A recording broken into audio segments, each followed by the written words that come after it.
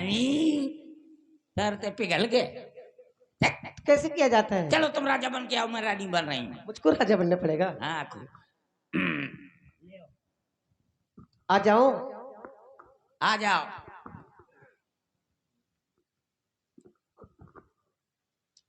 रानी, ए रानी, रानी इस तरह से करना है। आज से नखरा दिखाना तो ठीक है दासी। तो समझ गई, सब जान गई। आग लगाओ वन में तुम, देखो संध्या होती है, जाओ कोप भवन में। ठीक है दासी, तुम यहीं पर रहना, मैं जा रही हूँ कोप भवन। यहाँ पर देखभाली करती रहना, कौन कहाँ से आ रहा है, कौन कहाँ को जा रहा है। ठीक है?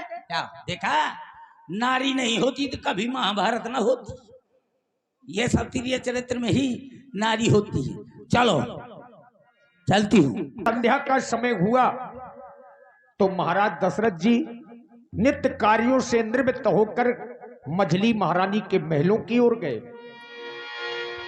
यदि पति अधर्म पर जाए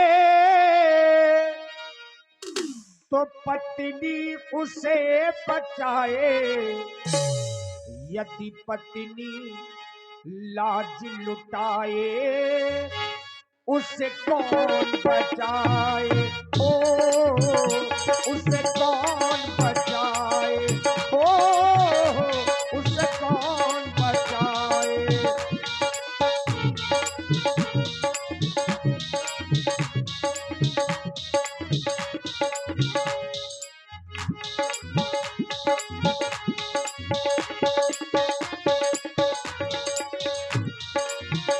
पत्नी है पति का दर्पण, जो पति पर करे समर्पण, सारे दुखों को सह के होती है पति पर अर्पण।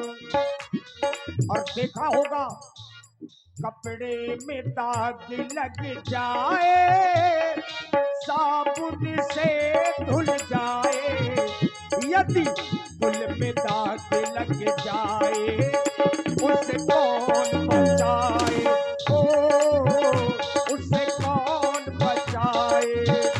यदि पति अधर्म पर जाए पत्नी उसे बचाए, यदि पत्नी लाज लुटाए उसे कौन बचाए, ओ।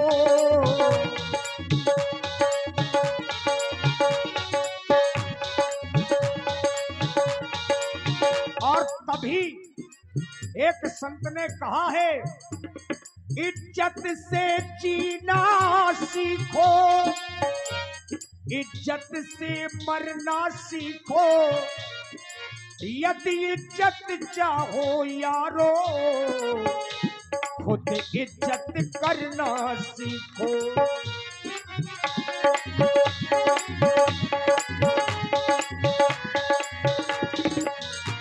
इज्जत से जीना सीखो, इज्जत से मरना सीखो, यदि इज्जत चाहो यारो खुद इज्जत करना सीखो। और अनुभव किया होगा समाज में बहुत से ऐसे लोग होते हैं जो कभी कभी बुजुर्गों का अपमान कर देते हैं। तभी देखा होगा समित के महामंत्री श्री देव सिंह, यदि कोई कहीं गिर जाए मिलकर उसे उठाए, नजरों से कोई गिर जाए उसे कौन उठाए, हो उसे कौन उठाए। यदि पति अधर्म पर जाए पत्नी उसे बचाए, यदि पत्नी लाज लुटाए उसे कौन बचाए, ओ।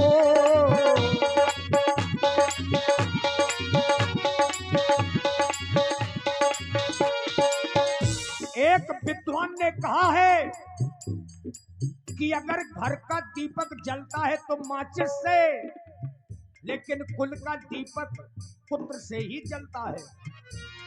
माना कि तेल बाती से, हाँ आप हैं, मेरा धन्यवाद बहुत बहुत चल रहा है।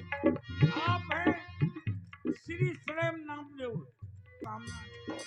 माना कि तेल बाती से घर का चिराग है रोशन, कुल का दीपक होता है, बस पुत्र रतन निज धन।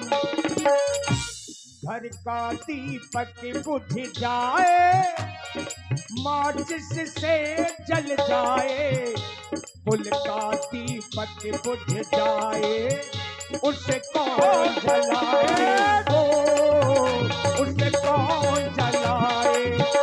यदि पति अधर्म पर जाए, पत्नी उसे बचाए, यदि पत्नी लाज लुटाए,